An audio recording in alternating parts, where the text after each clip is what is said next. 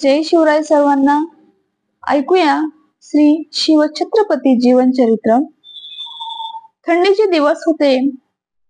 वाड्यामध्ये सदरेत जिजाबाई एरझऱ्या मारत होत्या.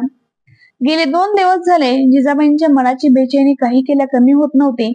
कारण गडावर असलेली त्रिमळ, पानसंबळ, हनुमंते, विश्वासराव ही मंडळी आपल्यापासून काहीतरी लपवत आहे हे त्यांना जाणवलं होतं. मैत्रिणीसारखी गप्पा करणारी लक्ष्मीबाई आपल्या डोळ्यात डोळे घालून बोलत नव्हती हे त्यांना समजलं होतं. या सगळ्यांचा विचार आणि असंख्य शंकेने त्यांच्या मनात आणि डोक्यात अक्षरशः काहूर माजलं होतं. हा त्रास त्यांना आता असह्य झाला होता. त्यांनी दासीला सांगितले, विश्वासरावांना सांगा राणीसाहेबांनी तुम्हाला सदरीत बोलवले आहे. विश्वासराव आल्यानंतर त्यांनी विचारले, जी राणीसाहेब, काय झालं? विश्वासराव, हा प्रश्न आम्ही तुम्हाला विचारायला हवा की काय झालं, आणि जे झालं आहे ते तुम्ही आम्हाला स्पष्टपणे पटदिशी सांगून जा. कशाबद्दल बोलताय तुम्ही राणी सरकार? विश्वासराव, आम्ही काही दूध खुळा नाही किंवा आम्ही लहान बाळही नाही. घडलेला प्रकार आमच्या लक्षात येत आहे. गेले 2 दिवस झाले गडावर काहीतरी वेगळे वारे वाहत आहे आणि प्रत्येक माणसाच्या मनात काहीतरी आहे आणि तो चेहऱ्यावर दुसरं जाणत आहे, आणि तेही आमच्या समोर. काय झाले आहे सांगा पटकन. राणी सरकार, विश्वासराव, आम्ही तुम्हाला राणी सरकार, राणी साहेब, राणी सरकार हा पाडा वाचायला इथे बोलवलेला नाहीये. जे काय झालेले आहे ते तुम्ही आम्हाला स्पष्टपणे सांगून द्या. जे विचारांचं आणि शंकेचं काहूर माझ्या मनामध्ये गेले 2 दिवस झाले वादळ उठवीत आहे, त्यांनी मला एवढं अस्वस्थ केलेलं आहे की गेले 2 दिवस झाले मला झोप नाहीये. माझा नवरा, माझा पती माझ्या 8 वर्षाच्या मुलासोबत स्वारीवर गेलेला आहे. माझी वयोवृद्ध सासू वेरूळ सारख्या ठिकाणी एकटी राहत आहे. माझे वडील सुलतानशाही आपले 3 मुलं घेऊन चाकरी करत आहे, आणि हा जो मुलूक आहे या मुलखावर कधी कुठला शत्रू चालू नाही येईल या सगळ्या विचारांनी माझं डोकं अक्षरशः भनभन करत आहे. तेव्हा काय झालेलं आहे हे तुम्ही मला मोकळेपणाने पटकन सांगून द्या. या जिजाऊनी खूप काही वादळ सहन केलेले आहे, खूप संकटे त्यांनी बघितलेली आहे, आणि अजूनही या जिजाऊमध्ये ताकद आहे की ती सहन करल. तेव्हा तुम्ही पटकन सांगून द्या आम्हाला काय झालेले आहे. त्यावेळेस विश्वासराव बोलले, राणी सरकार, आणि त्यांना हुंदका आला. ज्यावेळेस विश्वासरावांना हुंदका आला आणि त्यांच्या डोळ्यातनं अश्रू व्हायला लागले, त्यावेळेस जिजाऊंना समजलं की विश्वासरावांसारखा माणूस हुंदका देऊन रडत आहे. नक्कीच काहीतरी मोठा प्रकार घडलेला आहे आणि काहीतरी मोठी गफलत झालेली आहे. त्यावेळेस जिजाऊंनी आपली जी पाठ होती ती भिंतीला भिरावली आणि बोलले, विश्वासराव सांगा. विश्वासरावांनी सांगायला सुरुवात केली, राणी साहेब, आपल्या आबांचा खून झाला. त्यावेळेस मात्र जिजाऊंच्या अंगात त्राण राहिला नाही. ऐकल्यानंतर डोकं त्यांचं शांत बंद झाल्यासारखं आणि मन तर एकदम सुन्न झालं होतं. त्यावेळेस जिजाबाई बोलल्या, खून आबांचा कोणी केला, कुठे झाला, हे काय झालं देवा? आणि त्या उभ्या जागीच खाली बसल्या आणि ढासा रडायला लागल्या. रडायला लागल्यानंतर विश्वासराव सांगायला लागले, राणी साहेब, दौलताबादला सुलतान दरबारी अचोलजी, राघोजी, यशवंत या आपल्या 3 भावांसमवेत जाधवराव दर्शनासाठी चालले होते. दर्शनासाठी जाधवराव दरबारात गेले. दरबारात गेल्यानंतर दर्शन घेतले आणि भर दरबारात सुलतान उठून गेला.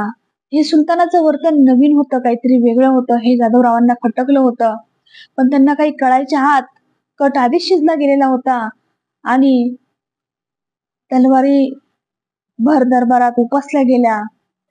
आपल्या 3 भावांची आणि आपल्या आबांची भर दरबारी कत्तल करण्यात आली, खांडोळी करण्यात आली. जिजाबाई, हे ईश्वरा, हे विठ्ठला, हे भगवंता असं म्हणून जिजाबाई ढासा रडायला लागल्या. जिजाबाईंना कसलं भान राहिलं नव्हतं, आणि जिजाबाईंसमोर कुठल्याही स्त्रियांना मोकळेपणाने रडता आलं नव्हतं. कारण हे जिजाबाई गर्भावस्थेत आहे म्हणून हे लपवून ठेवायचं होतं, पण ते फार काळ लपवू शकले नाही. म्हणून ज्या बाकीच्या स्त्रिया होत्या त्या स्त्रियांच्याही अश्रूंना बांध फुटला आणि वाड्यात सगळी रडागागी सुरू झाली. जिजाबाईंना सगळे सावरण्याचा प्रयत्न करत होते, पण जिजाबाई काही केल्या कोणाला ऐकवत नव्हत्या.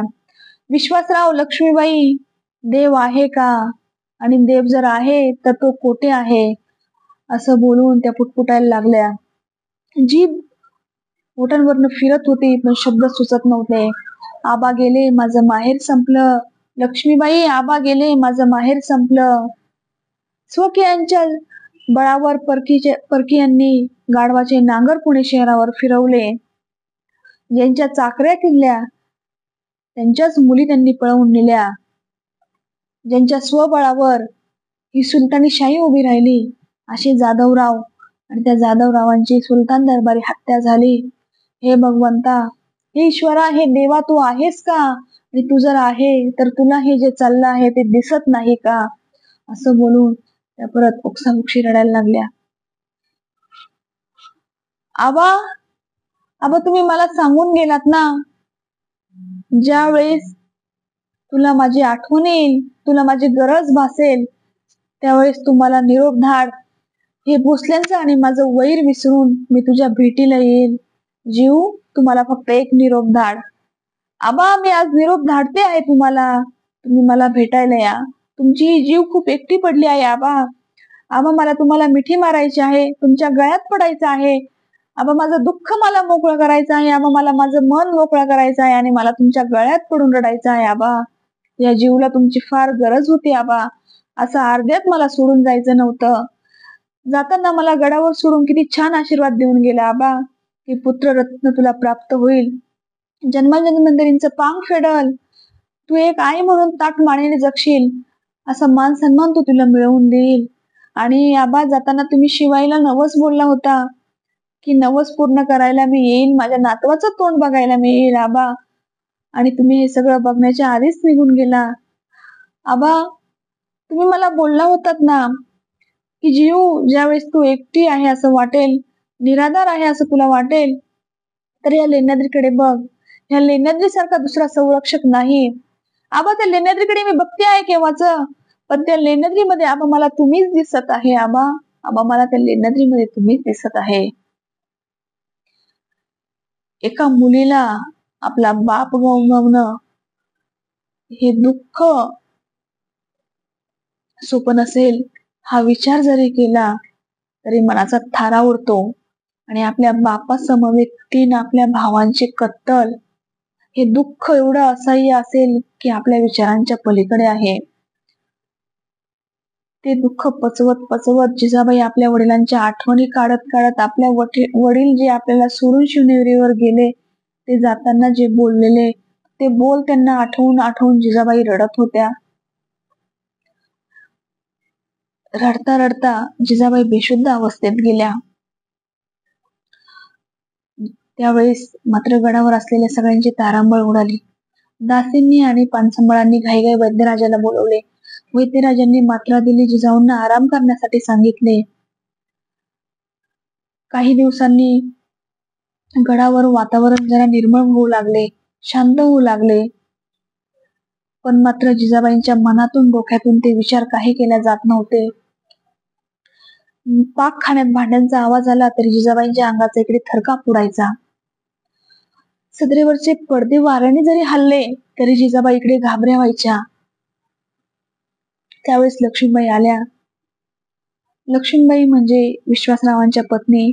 जिजाबाईंच्या माहेरचं कोणी नव्हतं, पण माहेरची आठवण कधी या माता माऊलींनी जिजाबाईंना येऊ दिली नाही. जवळ येऊन बसल्या, हातात हात घेतला. राणी सरकार, एक वचन द्या मला. बोला लक्ष्मीबाई. राणी सरकार, तुम्हाला झालेले दुःख हे एका डोंगरासारखे नाही तर अक्षरशः पर्वतरांगांसारखे आहे. या दुःखातून सावरण्याची तुम्हाला आई जगदंबा हिम्मत देवो. पण तुम्ही जो त्रास करून घेत आहात ना स्वतःला, त्या त्रासाचा, त्या दुःखाचा तुमच्या बाळावरही परिणाम होईल जिजाऊ. राणीसाहेब, तुमच्या हे लक्षात का येत नाहीये? त्यावेळेस मात्र जिजाबाईंनी त्यांचे डोळे पुसले, स्वतःचं मन घट्ट केलं आणि बोलल्या, लक्ष्मीबाई, वचन देते मी तुम्हाला एक बहीण म्हणून. मी स्वतःला सावरेल यातनं. उगाचच बाई माझ्या दुःखाचा भार एका या निष्पाप जीवाला का?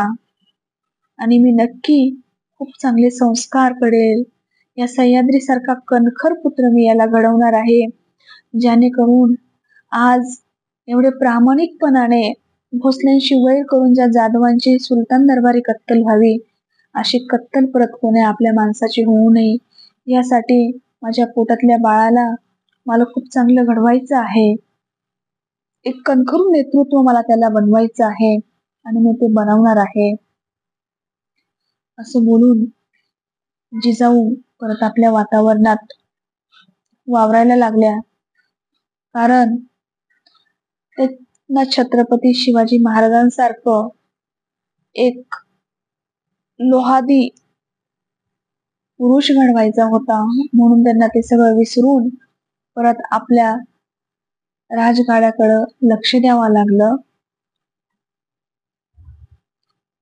एक स्त्रीला म्हणताना की ती सहनशक्तीची मूर्ती आहे, तर खरंच एक स्त्री ही सहनशीलतेची मूर्ती आहे. व्हिडिओ आवडल्यास नक्की लाईक करा, शेअर करा. जय जिजाऊ, जय शिवराय, जय शंभूराजे. धन्यवाद.